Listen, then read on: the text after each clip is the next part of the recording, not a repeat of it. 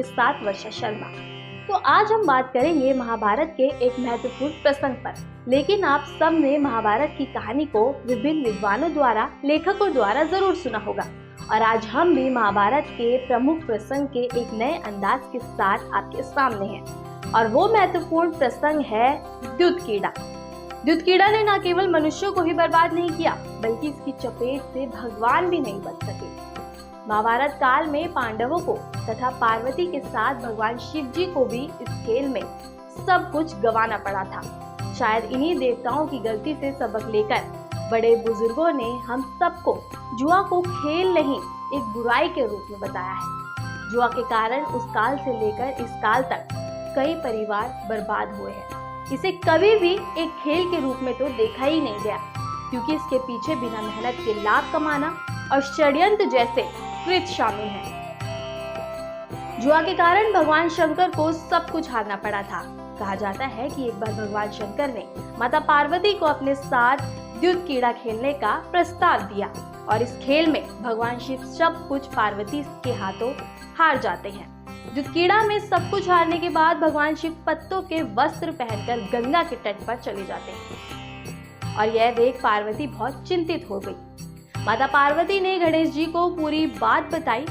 माता की व्यथा सुनकर गणेश जी स्वयं जुआ खेलने शंकर भगवान के पास पहुंच जाते हैं, और गणेश जी की लीला देखिए, वह शिव जी से द्युतकीड़ा जीत जाते हैं। और यह समाचार माता को सुनाते हैं, लेकिन माता पार्वती खुश नहीं होती। वह उन्हें अपने साथ शिव जी को लाने के लिए भी कहती हैं। गणेश जी भोले बाबा जी की तलाश में चले जाते हैं, और उधर पार्वती से नाराज भोले बाबा लौटने से इनकार कर देते हैं। भोलेनाथ की मदद के लिए उनके परम भक्त रावण ने बिल्ली का रूप धारण कर गणेश जी के वाहन मूषक को भगा देते हैं।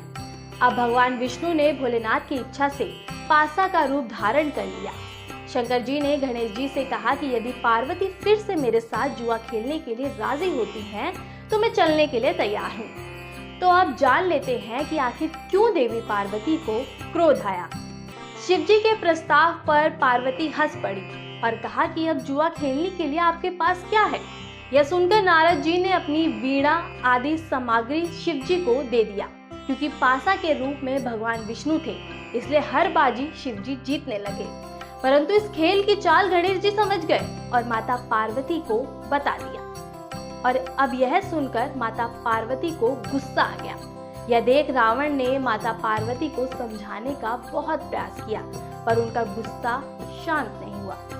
क्रोध में माता ने भोलेनाथ को श्राप दिया कि गंगा की धारा का बोझ उनके माथे पर हमेशा बना रहेगा। और यही नहीं, माता पार्वती ने नारद को भी श्राप दिया कि वह कभी एक स्थान पर नहीं टिक सकेंगे।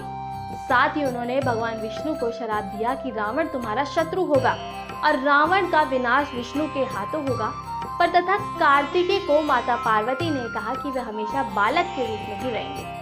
तो दोस्तों, फिलहाल के लिए धर्म की खबरों में बस इतना ही, और धर्म की खबरों से जुड़े रहने और अपडेट रहने के लिए देखते रहिए खबर धर्म। धन्यवाद।